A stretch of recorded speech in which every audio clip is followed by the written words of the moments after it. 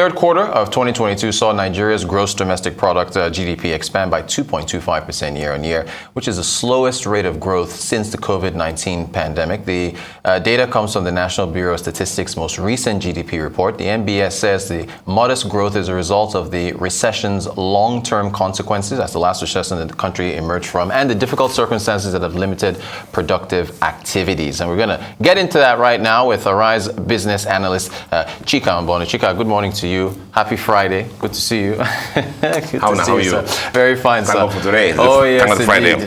Chika, what do you make of these numbers? This GDP thing again, eh? Yes, sir. Does GDP put rice and beans and tea in people's tables, you know? Good question. Whether it doubles or... I mean, basically GDP represents the total monetary value of goods and services produced within, the confinements of a geography, usually a country, this time Nigeria, And for Nigeria, it's measured quarterly or released quarterly by the National Bureau of Statistics. And so we have quarter 1, quarter 2, quarter 3, which is where we are now. And then, so what has happened is you don't know divorce the GDP figures from what's happening in the economy. Right. Because we already know what we're facing in our economy. Yeah. So there are little or no surprises when the figures come out. And so it starts from the big picture. So that big GDP of the country, 55-56 trillion on nominal value. With the nominal value means that what is it now without taking inflation, just prices and quantity, without basing it on anything. And so on that big figure is there. And then what will come again is they try to decompose it. And so the economy is divided into two, the oil economy and the non-oil economy. And that's where the challenge is. Yes. So if you have the big GDP at 100%, the oil economy contributes only about 5.66%. And the non-oil is about 94.55 something percent. And so that the problem then is this. How is it that oil economy I know where you're contributes 5.66 only to the 100% of GDP of the country? Yes. Non-oil contributes about 94%. However, if you flip it, why are we in distress? Why would we have problem? Because of oil. Oil, still oil. Meanwhile, oil is a micro part of our GDP. And that's a conundrum in our Nigerian economy. That it must be turned around for economy to make sense. So let me say that again, 100% of the GDP, non-oil is 94%, oil is about 5 or 6%. So, but if you flip and say foreign exchange for our country, 90% or so, depending on what you look at, comes from oil. Revenues also from more than 60-70% come from what? Oil. So whereas on the GDP basis, the non-oil oil is non-existent almost in GDP, but it controls the vital issues, which are what? The foreign exchange earnings of the country and the revenue, which determines our everything in the country. And that's the issue on this GDP analysis for me. How do you make the non-oil economy sweat? How do you make it sweat? So what it tells you immediately is that even the non-oil economy is just a country representing non-oil economy, but it doesn't contribute. It doesn't earn any foreign exchange. Thank you. It does not contribute to the revenues of the country. And so, what are the issues there? And for me, it is when we solve that equation that our Nigerian economy will grow. And so, you look at it this way: non-oil export is literally non-existent. What are the issues? On this program, I've spoken so much about the challenges of non-oil export. Even the CBN launched their FS $200 billion or whatever to raise non-oil exports. RT200. RT200. To raise non-oil export revenues, to end effort from non-oil export. Because that's the issue. So the limiting factors confronting the non-oil sector economy that made them not contribute to foreign exchange, made them not contribute less to the revenues of the country, are the challenges for me, for the GDP. It's not just going through and looking through the figures, and I mean, figures pour around whether it's this quarter this year against quarter last year. By the way, that's how GDP is measured in the country. Is quarter this year is compared to quarter last year, and it came in that this time it came at 2.25. Yeah. The last quarter it was 3.54, something like that, and so it fell.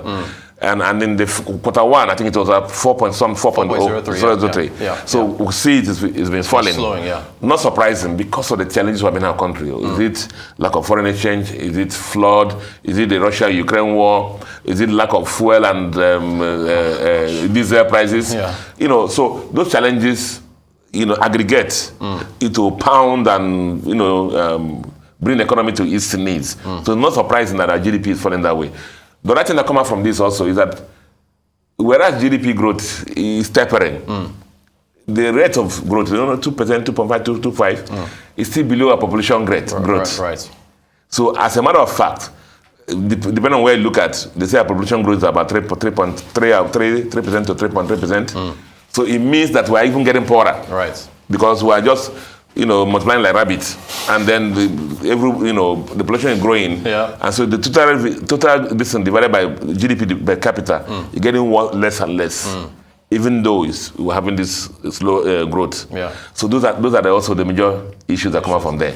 But the plus side is to look at which sector of the economy contributed to GDP growth in the non-oil sector. Again, is what? ICT. That's right.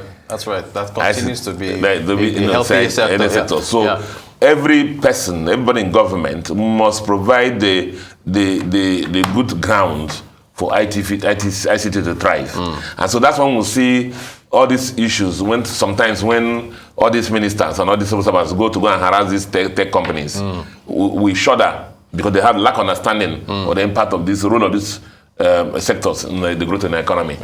And so the limiting factors that present to the ICT sector of the economy, a lot of government should understand that.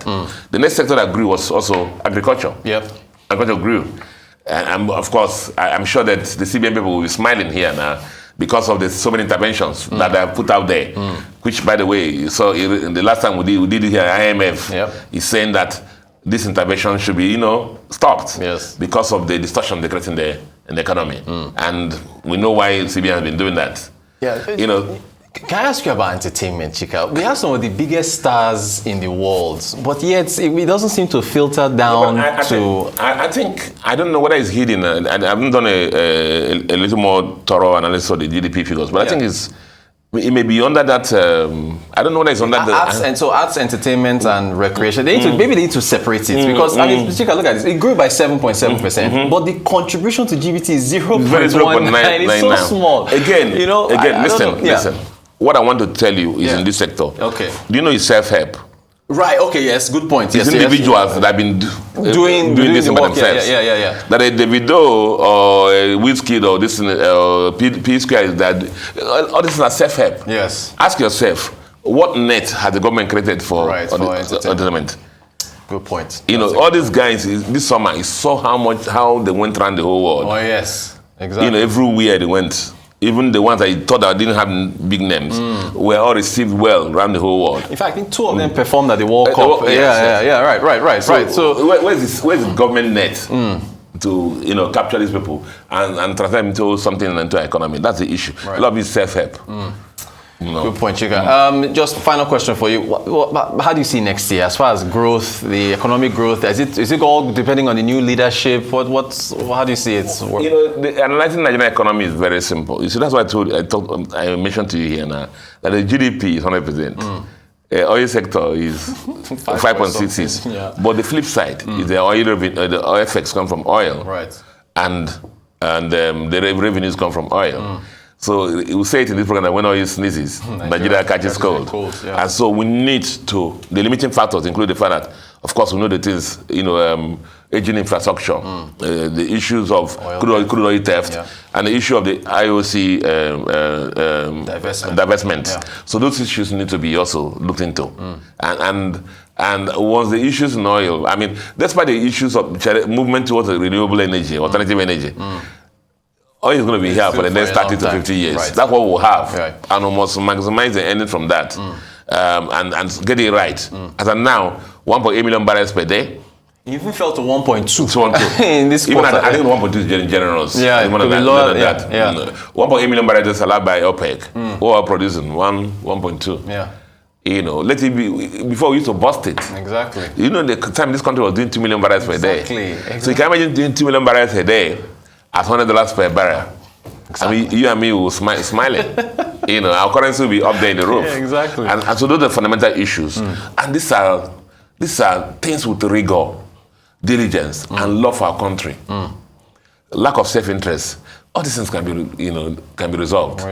Can be resolved. Well, remain optimistic, and we'll have you here in 2023 to go over all those figures as they come on. Arise Business Analyst Chika Mbonu. Chika, thanks for joining us. Thanks a lot. Appreciate your time.